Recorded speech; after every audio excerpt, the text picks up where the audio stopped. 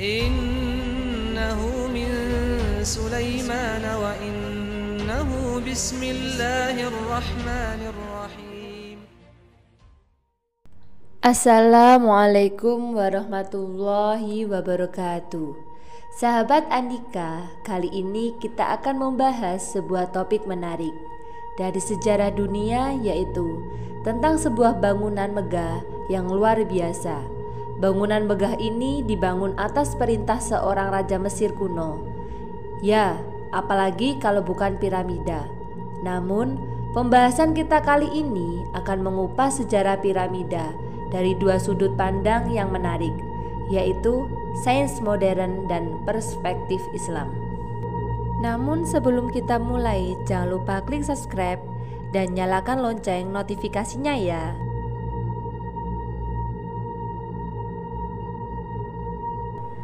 Piramida Giza adalah salah satu piramida paling ikonik di Mesir, bahkan di dunia. Tapi tahukah kalian, pada tahun 2008 para ilmuwan menemukan bahwa Mesir memiliki banyak sekali piramida dengan jumlah yang diperkirakan mencapai antara 118 hingga 138 piramida.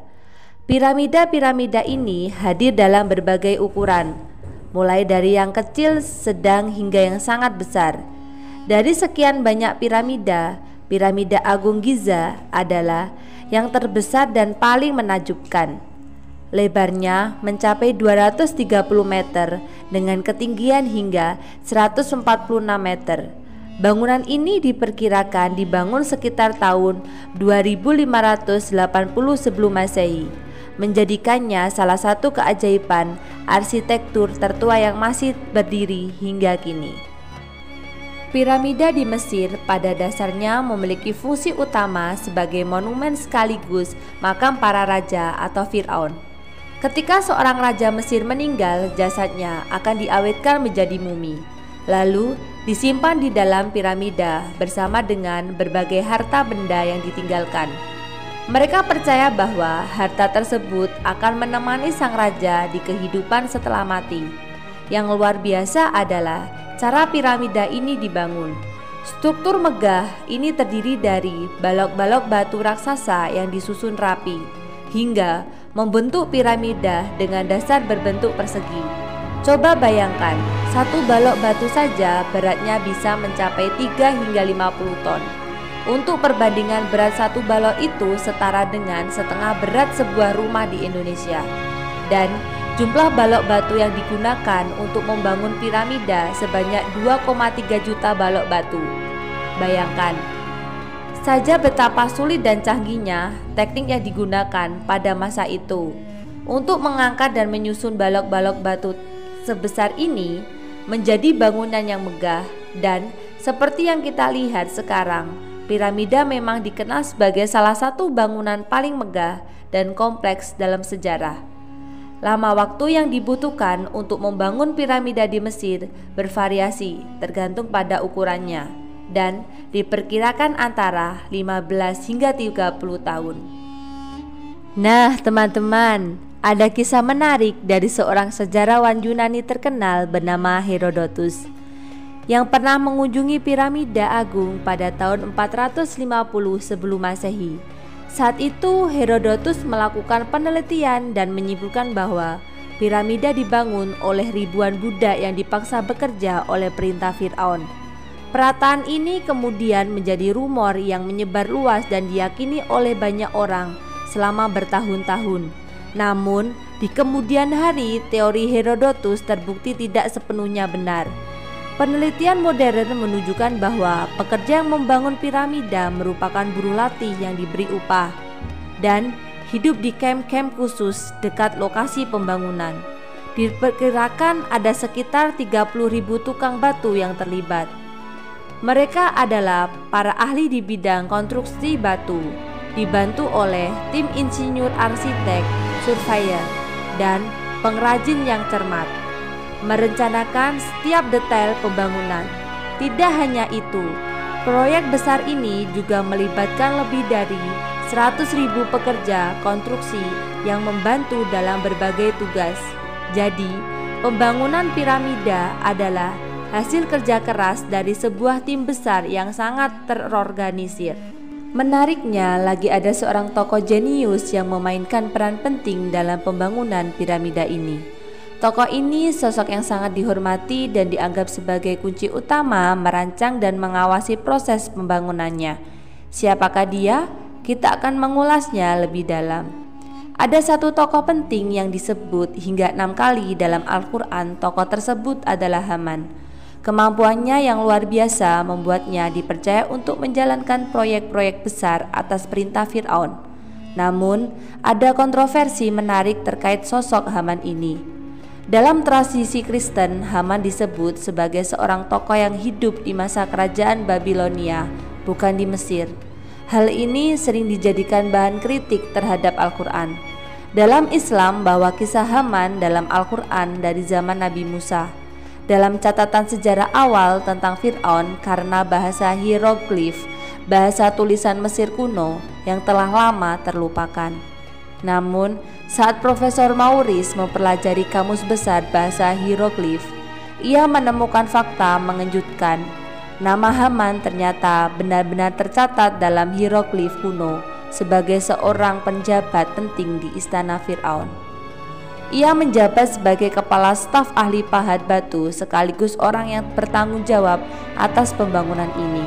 Keakurat yang telah menyeluruh menangani berbagai proyek besar milik Fir'aun. Oh iya teman-teman, perlu diketahui bahwa istilah Fir'aun sebenarnya bukanlah nama dari satu orang raja saja. Sebutan ini gelar yang diberikan kepada penguasa Mesir kuno. Mirip seperti istilah kaisar di Romawi atau syekh di Persia. Jadi, setiap raja Mesir kuno masanya akan disebut sebagai Fir'aun. Sains modern menyebutkan bahwa Ramses yang pernah memerintah di Mesir kuno adalah satu Fir'aun yang diyakini hidup pada masa Nabi Musa alaihissalam.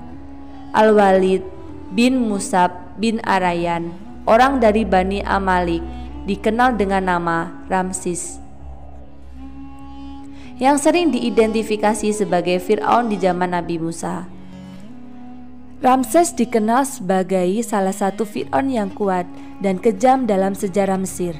Masa kekuasaannya 6 tahun, menjadikannya penguasa Mesir kuno dengan periode pemerintahan terlama.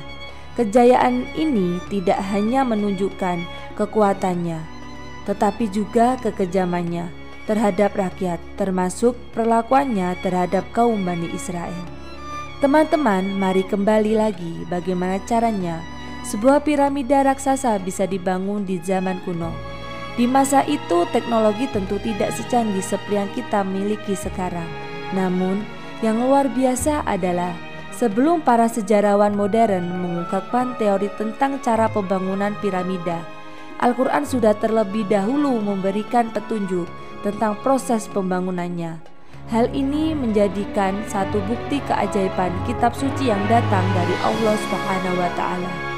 Allah Subhanahu wa Ta'ala berfirman dalam Quran surat Al-Ahzab ayat 38 menjelaskan tentang proses itu. Balok-balok batu yang beratnya mencapai 50 ton yang kita kenal sebagai bagian dari piramida, disusun dengan campuran tanah liat, membentuk balok-balok batu yang berat dan kokoh. Semua ini dilakukan dengan teknik yang sangat canggih untuk zaman itu. Sebelumnya, ada yang berpendapat bahwa balok-balok batu itu diangkat ke atas menggunakan hewan-hewan besar seperti gajah atau kereta yang ditarik kerbau. Bahkan beberapa teori lain mengatakan bahwa piramida dibangun oleh manusia-manusia raksasa yang hidup pada masa lalu. Bukankah pendapat itu terdengar cukup aneh? Namun, lihatlah teman-teman bahwa Al-Quran sudah lebih dahulu memberikan penjelasan yang lebih logis dan sesuai dengan ilmu pengetahuan tentang bagaimana piramida itu dibangun. Lalu, teman-teman, ada seorang ilmuwan modern bernama Profesor Joseph Davidovich yang melakukan penelitian mendalam tentang bagaimana piramida Giza dibangun. Penelitiannya memberikan wawasan baru dan menarik tentang proses luar biasa di balik pembangunan struktur megah ini. Profesor Joseph Davidovich melakukan penemuan penting dengan mengidentifikasi jejak reaksi cepat pada batu piramida yang ternyata terbuat dari lumpur atau tanah liat.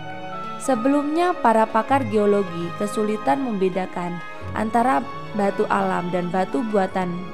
Namun, berkat teknologi modern yang semakin canggih, Profesor Joss mampu membedakan keduanya dengan tepat. Penelitian ini mengungkapkan bagaimana batu-batu piramida sebenarnya dibuat, dan hasilnya sangat selaras dengan apa yang telah dijelaskan dalam Al-Quran lebih dari 1400 tahun yang lalu. Sebuah penemuan yang menegaskan kebenaran petunjuk yang telah diberikan oleh Allah Subhanahu wa Ta'ala. Fir'aun dan Haman membangun piramida untuk menciptakan sebuah struktur yang sangat tinggi. Dia ingin mencapai ketinggian tersebut untuk melihat dan membuktikan apakah Tuhannya, Nabi Musa, benar-benar ada di atas langit atau tidak. Fir'aun yang dikelilingi oleh orang-orang cerdas dan berbakat akhirnya merasa sombong dan menganggap dirinya sebagai Tuhan.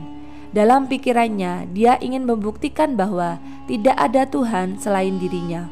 Oleh karena itu, dia berusaha membangun piramida setinggi mungkin untuk membuktikan klaimnya tersebut. Tidak hanya itu, setelah Fir'aun berhasil membangun piramida dan naik ke puncaknya, ia mencoba menipu kaumnya dengan mengatakan bahwa dia bisa mencapai langit untuk membunuh Tuhannya, Nabi Musa. Wallahu alam bisawab. Itulah sejarah tentang piramida Mesir dari sudut pandang Islam. Semoga kisah ini bermanfaat dan menambah wawasan kita. Jika ada kekurangan atau kesalahan, mohon dimaafkan. Kebenaran berasal dari Allah Subhanahu wa Ta'ala. Kekhilafan dan kesalahan dari saya sendiri sebagai manusia biasa. Sampai jumpa di kisah-kisah seru dan penuh makna berikutnya. Wassalamualaikum warahmatullahi wabarakatuh.